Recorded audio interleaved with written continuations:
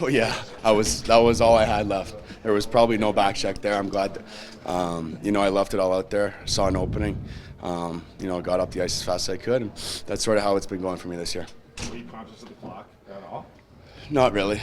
That's what I don't think I had much in the back checking department if I missed that wide or there was more time on that clock. So get it on net and good things happen.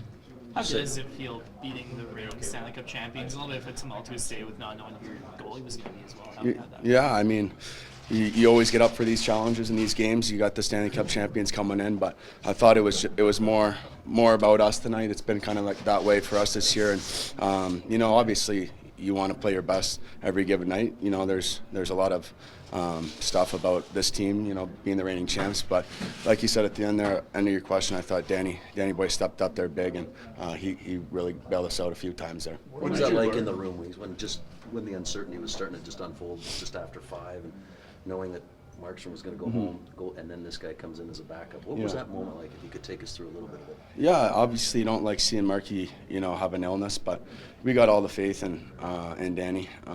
He's been great for us the past couple of years, or since I've been here. He's been awesome for us. So in that part of it, we weren't too worried because we have a great second goalie to come in there. But the morale goes up when you see Dusty come in, and the smiles get picked up, and you're making it a special night for him. And it was close call there in the first shift there.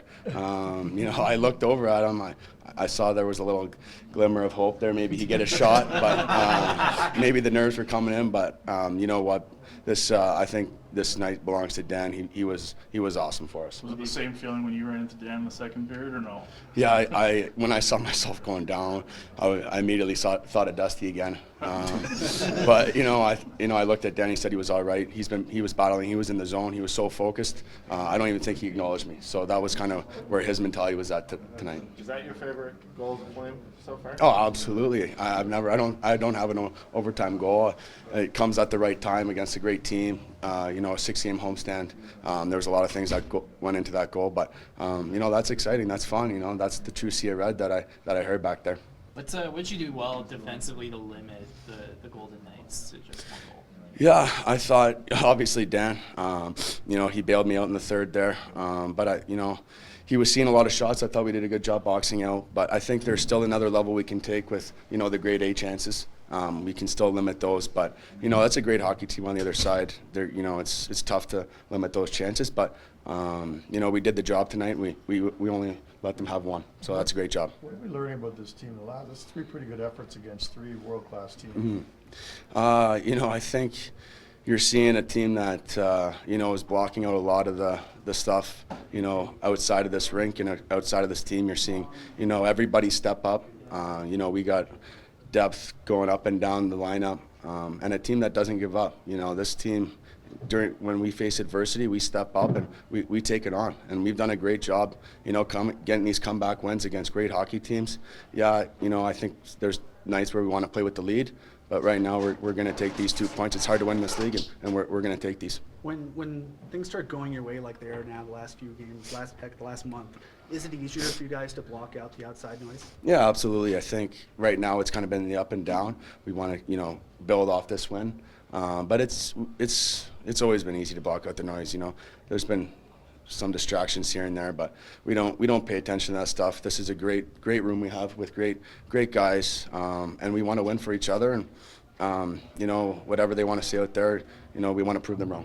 Every year is different. Every team's different. I get that. But last year, I don't think you guys overturned a third period deficit until like April 1st. Yeah. What's it say about this year's group? You guys are doing it with some regularity. Yeah, I'm not sure. I'm not sure why we couldn't get some of those last year. Maybe a little bit of puck luck, or maybe not having that adversity and battling through that adversity like we do this year. But maybe we've learned from it as well.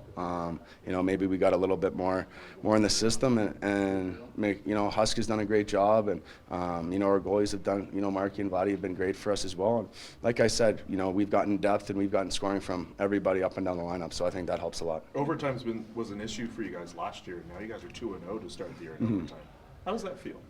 It feels great. I think that's a big thing for us, obviously, in the summertime when we saw how many losses that we had in overtime last year, and we could have easily been in the playoffs. So we don't take overtime lightly. I think we're playing with a little bit more confidence, a little bit more swag out there. We're not sort of sitting back. We're attacking this year, and it's done us well so far. Thank you, sir. Did you get a chance to check in on Chris Tanev at all? I have not, but I did get word that he's doing okay, and that's just he's an unbelievable warrior, and that's what it takes to win. But you don't like seeing that happen, and I'm sure he's going to be okay. He's a true warrior.